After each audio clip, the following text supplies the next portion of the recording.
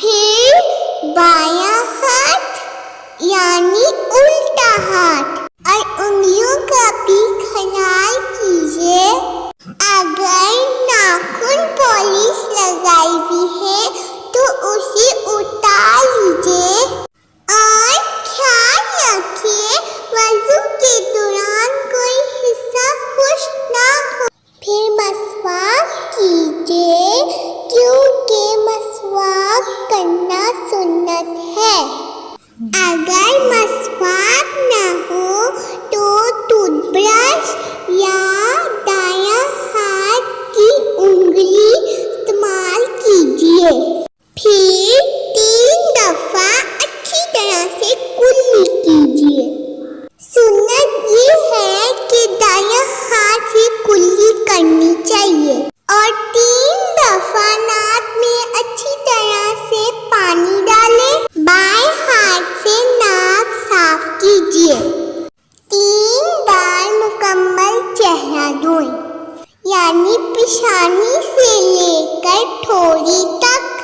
एक कान से लेकर दूसरे कान तक सारा हिस्सा धोएं। 3 बार दोनों बाजू कोहनियां समेत धोएं। पहले दायां हाथ यानी सीधा हाथ, फिर बायां हाथ यानी उल्टा हाथ। अगर बाजू में कुछ पहना है, मसलन घड़ी या चूड़ी, तो उतार दीजिए।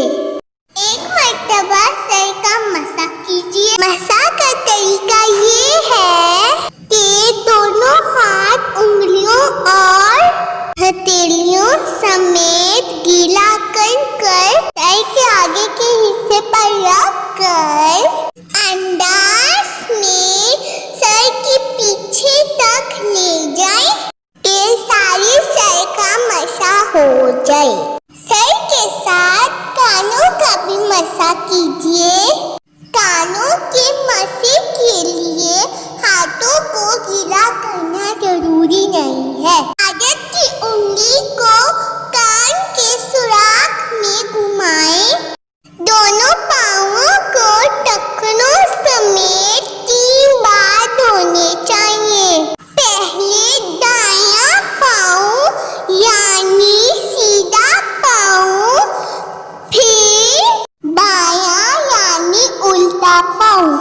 उंगलियों का भी ख्याल कीजिए।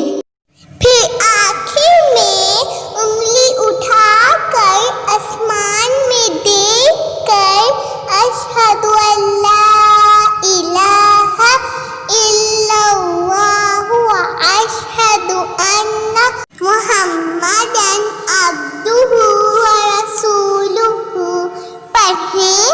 फिर नमाज पढ़िए। इंशाअल्लाह हम अगली वीडियो में नमाज सीखेंगे। तब तक के लिए फी ईमान।